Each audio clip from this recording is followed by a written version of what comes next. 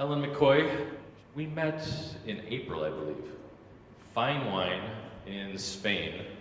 First night, you were probably jet-lagged and I was tired of traveling. And she told me she didn't think she believed in Twitter yet, but she wanted to. I said, okay, let's work with that. And after stumbling through an overly extravagant meal for two people who were that tired, I realized I had to try to get her to come to this conference. And so after a while, I finally was able to get her to come. She's the author of The Emperor of Wine, which is all about Mr. Parker himself. And we've asked her to come here today to talk about a little bit about the Ivory Tower, the publishing, the guru, and what that means today. So please, everybody, please welcome Elin McCoy to the stage.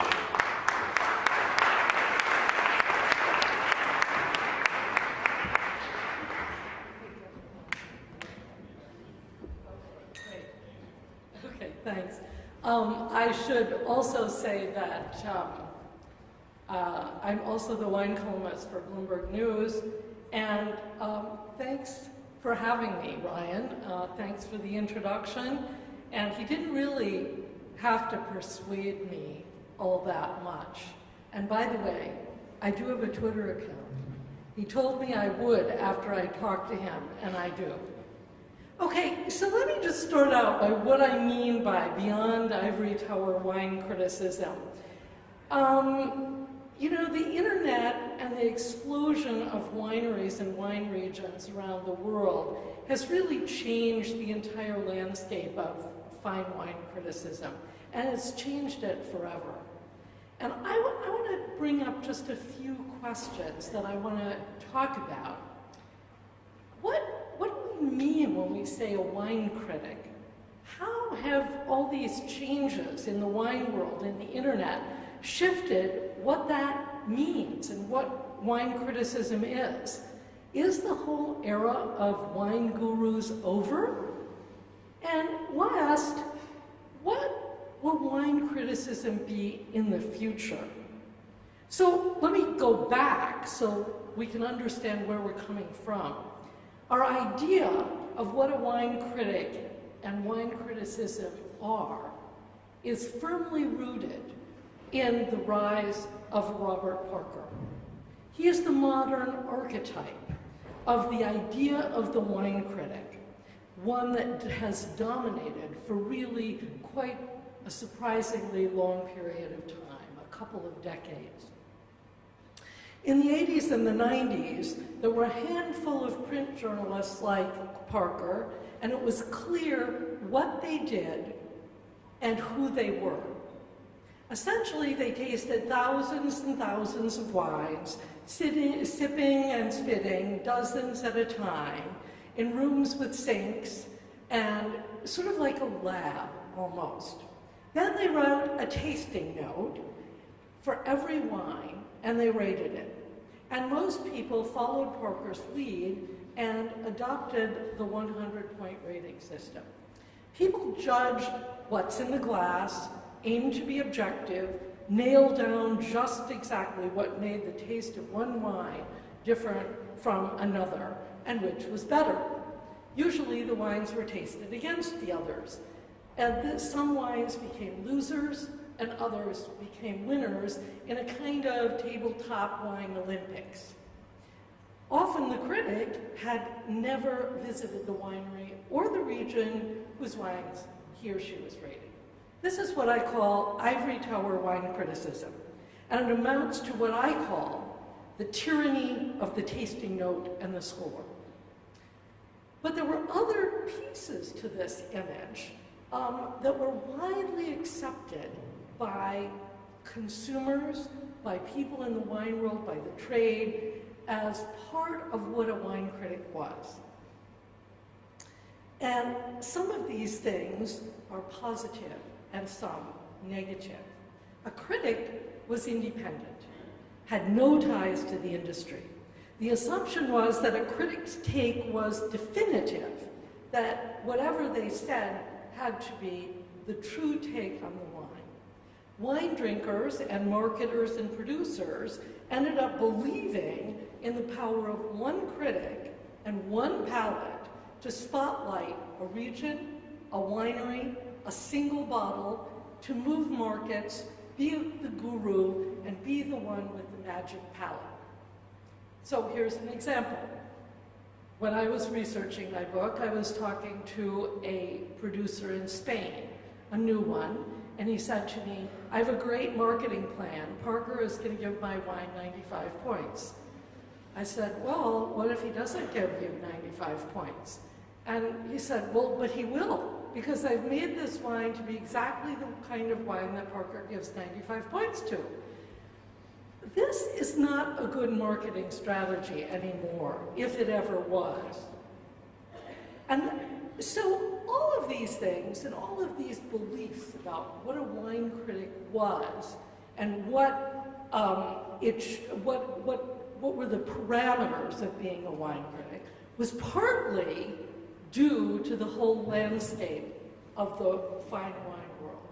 It was a time when wine consumption was becoming part of a whole middle-class lifestyle, and consumers were far less sure of their own taste. So, that's the past.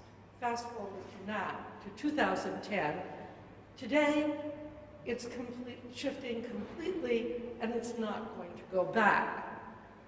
That concept of the critic and of ivory tower wine criticism and the very idea of wine gurus are being completely challenged. The future role of the wine critic, I believe, will be very different indeed, and already is becoming that way. And why is that happening? One reason is the internet, and especially blogging, all of you guys, have had a profound effect on various things. One, who is a critic? Two, on the kind of wine information that is available. Three, on the style of the writing and the nature of it that people are reading. And one more thing. The other thing that has changed is the expansion of the wine world, the explosion of wine regions, and the number of wine drinkers, and how knowledgeable they are now. Those things are all really impacting what the future wine critic will be. So let's start out. Who is a wine critic? Well, everybody. Everyone can be a wine critic, and it's a democracy on the web. So the sheer number of voices that are out there talking about wine, saying what they think of a wine, all of that is undercutting the guru model. And it's raising questions about how relevant wine critics are at all. So let's just look at the whole idea of the citizen wine critic. We've talked about the Ivory Tower wine critic. Consider Cellar Tracker, which you probably, I'm sure everybody here has some knowledge of Cellar Tracker, which was started only 6 years ago as a whole cellar management system, and quickly grew into a community of people posting their tasting notes. So as of October 10th, I was at the opera last night, I didn't check up to see what the latest numbers are, but as of October 10th, the total of regular users was 116,398. These are people who post their tasting notes all the time. Collectively, they own or have tasted 20 million bottles. They are posting wine reviews and their ideas about wine, 1,600 reviews a day, for a total of, so far, over 1.5 billion different wines, and the number posted in 3 weeks is more than Parker's Wine Advocate publishes in one entire year. In addition, just as a sop to us professional critics, you can click links to Jancis, Steve Tanzer, and so on this. But the heart of it is people who are drinking these wines and are posting them right after they've had them at dinner. Okay, then there's social media, which you all know probably far more about than I do. But when I look at the whole idea of what Twitter permits people to do, anyone, a friend, you know, my son, you know, anyone, to send a tasting note to someone else. Hi, I'm in Vienna. I'm tasting this wine in a wine bar. You know, you ought to try and see if you can find it. I think it's going to change, to a certain degree, the idea of a tasting note. You know, most of the long strings of adjectives you can't do that many adjectives in 140 characters. So that style may change, but it's also that when collectors and people who are just learning about wine, when they start sharing all of their tasting notes with one another, they are quicker to define what they like, what they don't like, and to discover that some of those critics that they once paid attention to are not people whose taste they agree with. That further undercuts the entire authority of the wine critic or the wine guru. So it permits the idea, the internet permits regional specialists, people who can go into things in depth, because you can find a readership for that on the internet. I think of berghound.com, which is Alan Meadows, a very old-style classical traditionalist, tasting notes, scores, etc., but with a single focus on Burgundy.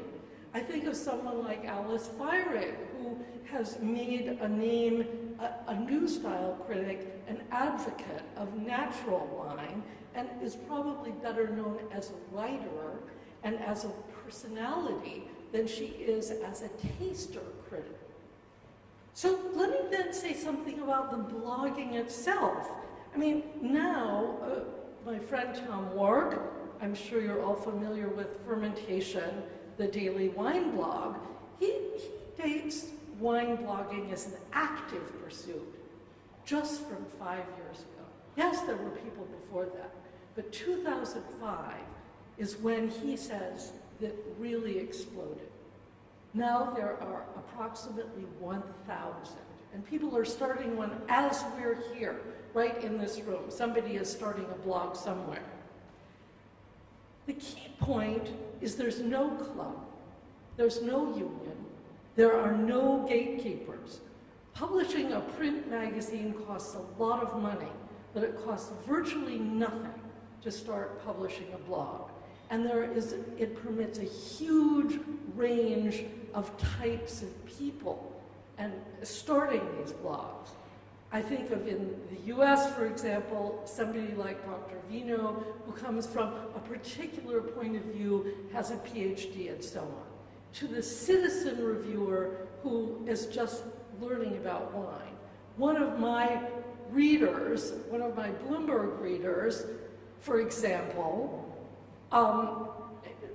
decided he was interested in getting into wine, and his wife gave him a blog for his birthday present. It is called whatwouldmikey.drink.com. And Mikey, who is the person whose blog it is, it puts down absolutely every wine that he ever tastes. In fact, the whole line between bloggers, journalists, wine critics, all of this, it's all becoming totally blurred. Just about all print, excuse me, wine critics have an online presence. Wine writers, no matter where they are, whether at magazines, whether they're at newspapers like the Wall Street Journal, have blogs as well as writing a regular column. And in fact, I find myself straddling all of this. I have a magazine column, which I write monthly. I have an online column on the Bloomberg Newswire that's syndicated to newspapers in different parts of the world. I belong to an online site called Zester Daily, which is a collection of journalists, and I'll talk about later. I have my own website, I have my own blog, and I write books. You don't do one thing anymore. And so things are getting complicated, not just for wine critics, they're also getting complicated for marketers and producers who thought that a 95-point score was a marketing program. So it's not just journalists and bloggers who are crowding the field of wine criticism. There's also the rise of passionate retailers, sommeliers, and importers who sort of act as critics and write blogs themselves. And of course, we can't think about that without thinking of Gary Vaynerchuk, who tastes and compares and reviews wines in a video blog that is highly entertaining, and who has used Twitter and Facebook and every possible form of social media to its nth degree, at least the nth degree for now. He also offers people a double whammy. He's also a retailer. That's, you know, the video blog as only one piece of it. The other part of it is that he's a retailer with a fairly successful online mechanism for selling wine. And so anybody who deals with him gets a double whammy. Not only may he review your wine favorably, but also he might carry it and sell it. Think of somebody like Terry Tees. People from the US would know him. He's the person who really introduced Austrian wine into the US. He has an unbelievable catalog. I urge you to look it up. Go to skurnikwines.com, click on Terry Tees' Austrian wine catalog. He writes it to sell the wines, but he purveys the kind of information on every different producer, as well as tasting notes, as well as his own rating system of these wines. So you start saying, well, what's the difference then between a critic and a retailer that's doing that, or somebody who's selling their wine via this kind of catalog, an importer? And it's not just these people, it's also Japanese manga.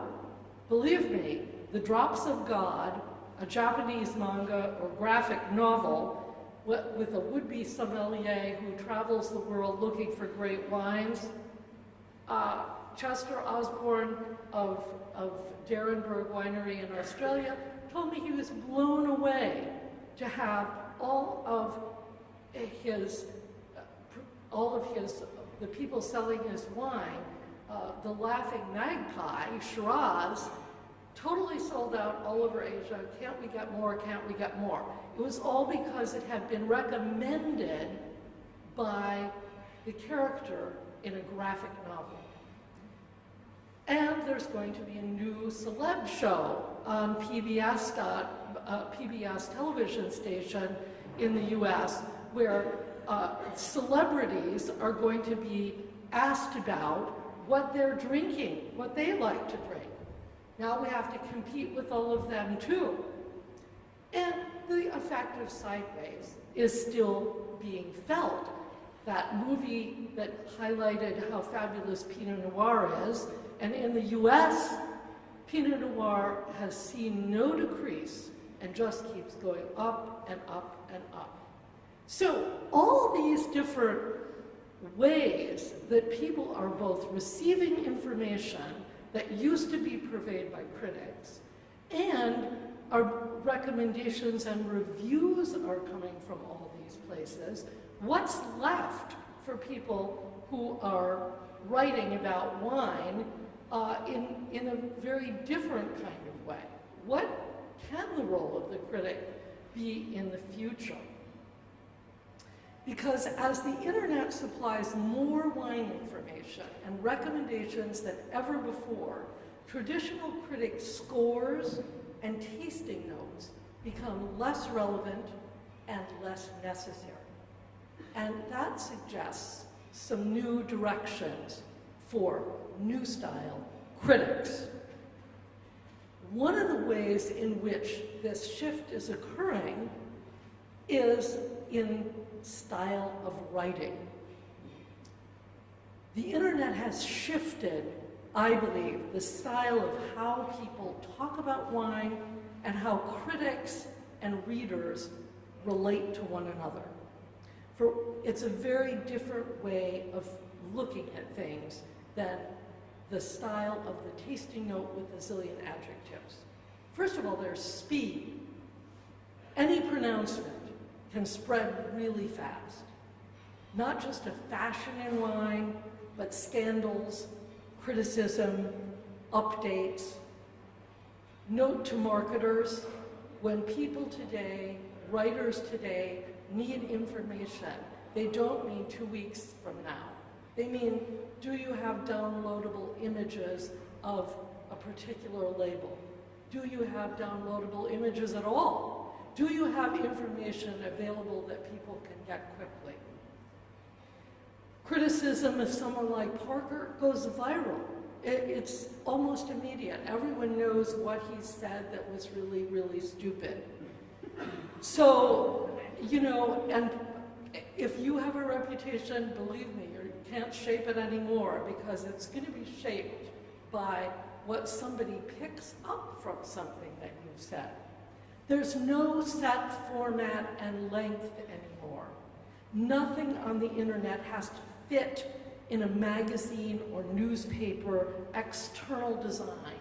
You don't have to cut the last 3 recommendations because the design of the art director said, oh, we don't want to really do it that way.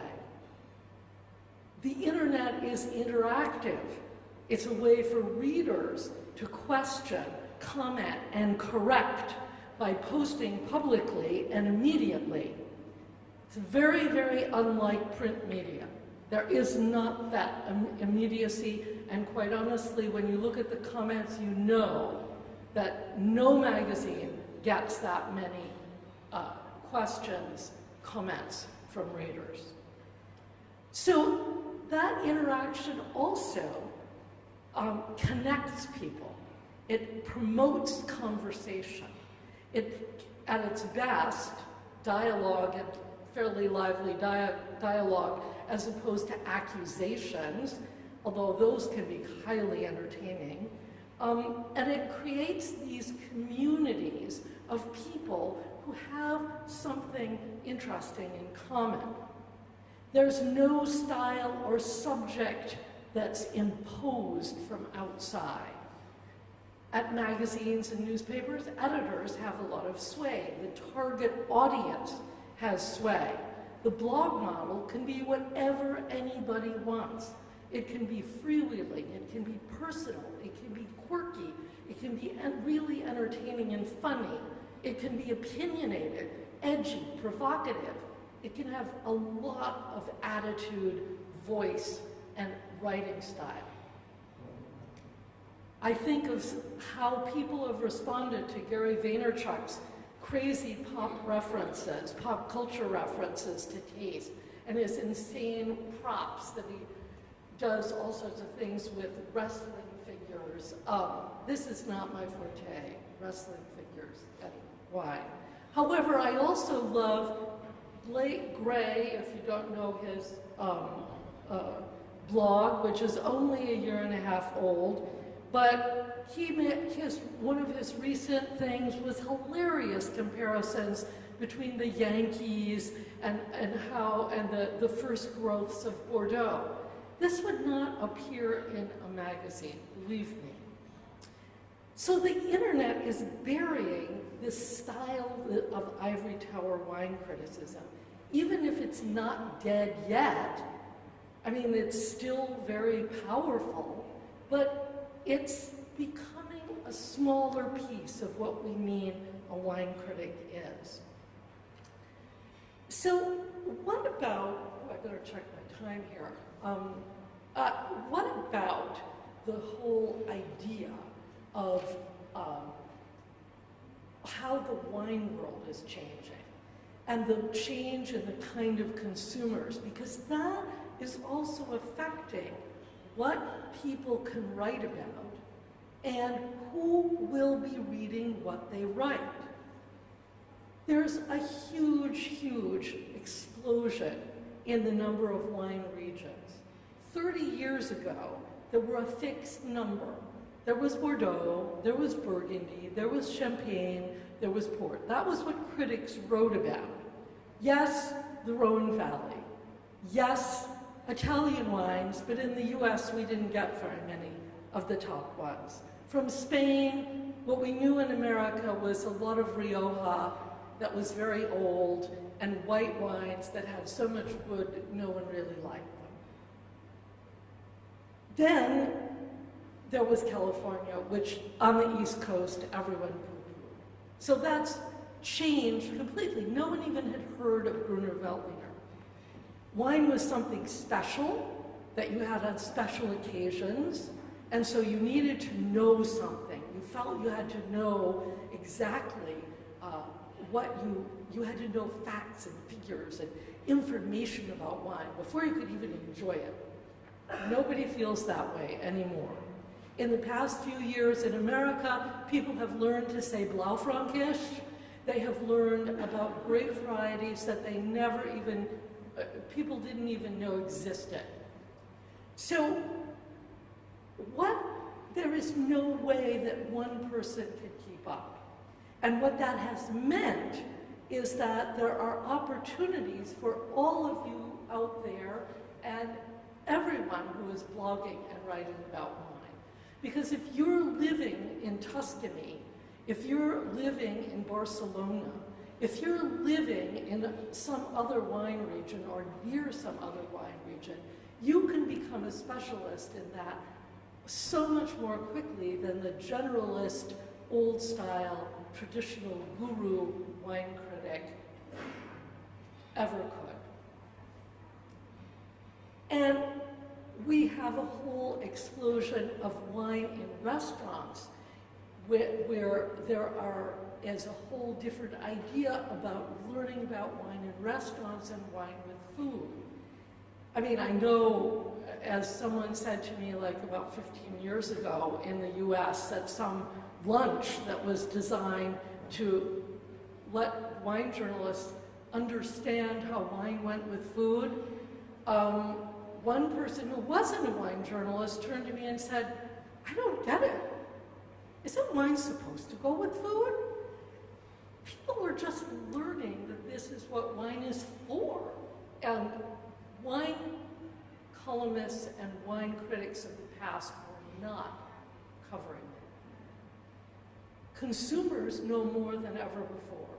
They are drinking more wine than ever before, and they're drinking it at young ages, and quite frankly, studies make very clear that the younger generation in every country are much more adventurous, less reverent, and they rely more on their friends than on aging gurus to tell them which wines to buy.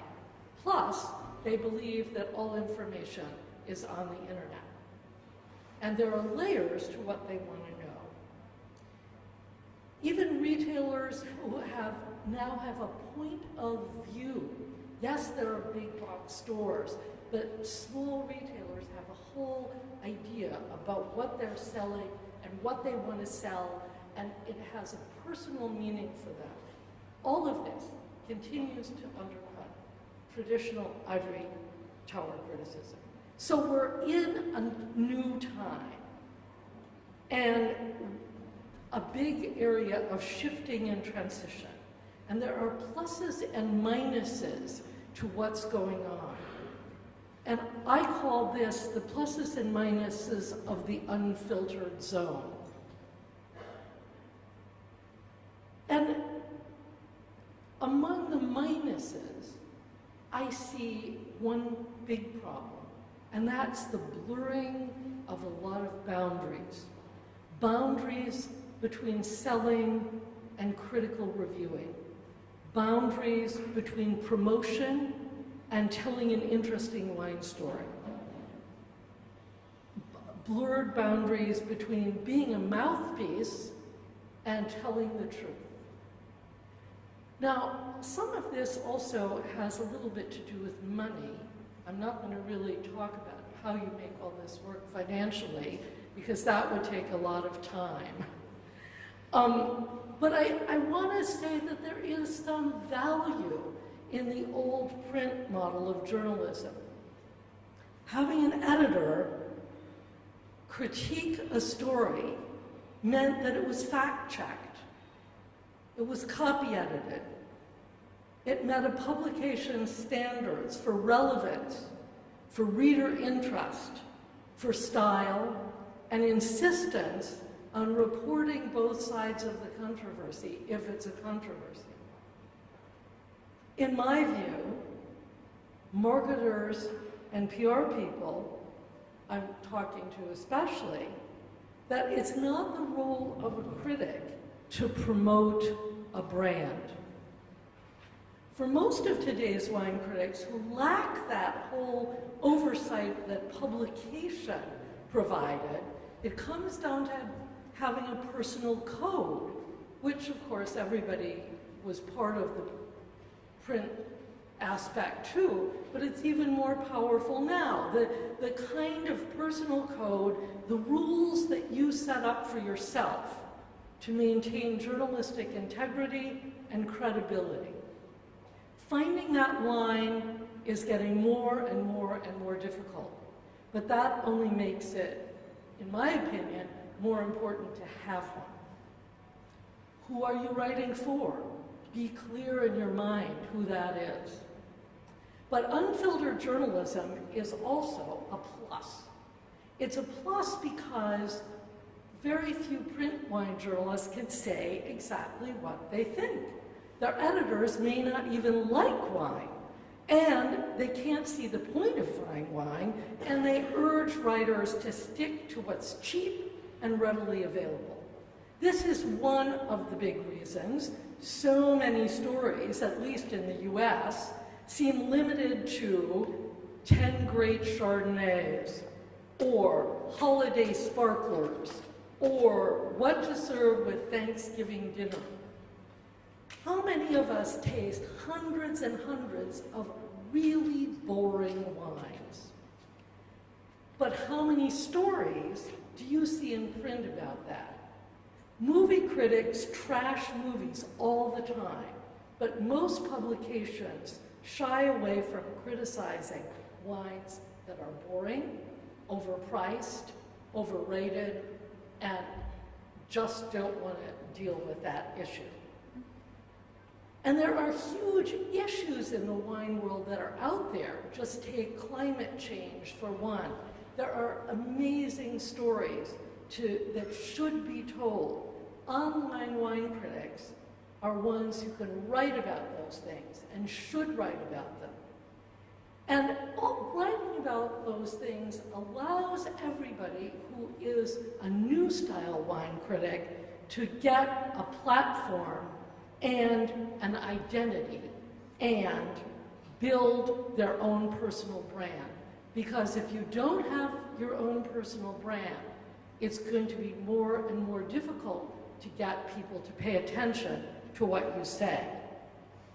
So, for all the reasons I've listed, I think that the future of wine criticism is clearly on the internet, and I think magazines will come to sound more like blogs, and that blogs will become increasingly, and already are, resembling magazines. I think, for example, of Jamie Good, a blogger in the UK, whose wineanorak.com is a site I look at quite often. It started as a blog, but now it's been redesigned, and it's more like a personal magazine with a sort of branding character to it and a platform.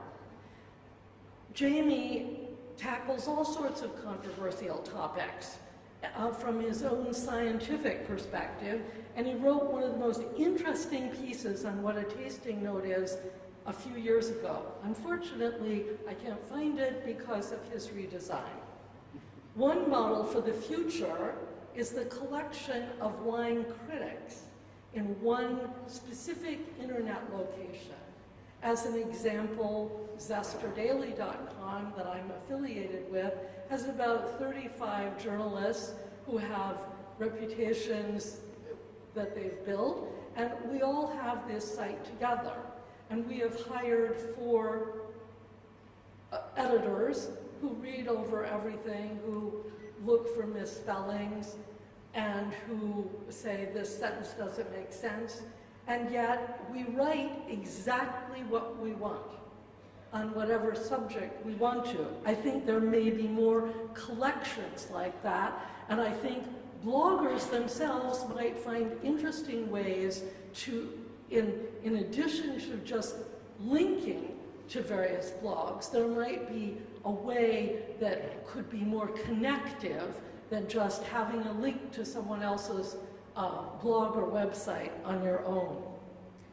People still want to know what to buy, but I hope online wine critics will go, as they can, way beyond ivory tower wine criticism and the tyranny of this tasting note. Writing style counts. It's why you are willing to read somebody rather than another person. Originality counts. Many wine drinkers crave not just advice, but perspective, context, controversy. My columns in Bloomberg that always get the most email are those in which I'm most opinionated and in which I tackle controversial subjects. For example, counterfeit wines. Thank you, Jim Budd out there. I know you're here somewhere. And high alcohol wines. Whenever I am most opinionated on things like biodynamics, etc., I get a flood of email from people. So as wine continues to become part of more people's lives, less an esoteric hobby, I see a future for many, many voices who see value in the context of wine, not just a liquid in a glass to be judged. I like to think of all of us out there in the living wine world, sending back dispatches from the front, our opinions, our insider politics, the people we meet, the business that is affecting what people get to taste to begin with. And I hope we're all going beyond the obvious. Yes, it's important to keep sharpening one's ability to taste well and to gain more and more experience. But to me, I'd say, taste a little less, think a little more. To me, what even more important for the future are critics who have the guts to say unpopular things and to put wines they review in broader context and translate their own curiosity into compelling stories that people really want to read, not because they're about wine, but because they illuminate something even bigger than that. I hope that the future of wine criticism will compel people and suggest to people to go beyond what they think people want to hear to say what they really think. And I want to end by sort of saying that the great value and the great pleasure of the wine world is its great diversity. And it's what's kept writers intrigued with it for a generation at least, if not all the way back to ancient Rome. But the internet and blogging offer, for the first time, the possibility for a diversity of writing, of taste, of opinion, and writing styles, a diversity that matches the diversity in the wine world itself. Thank you.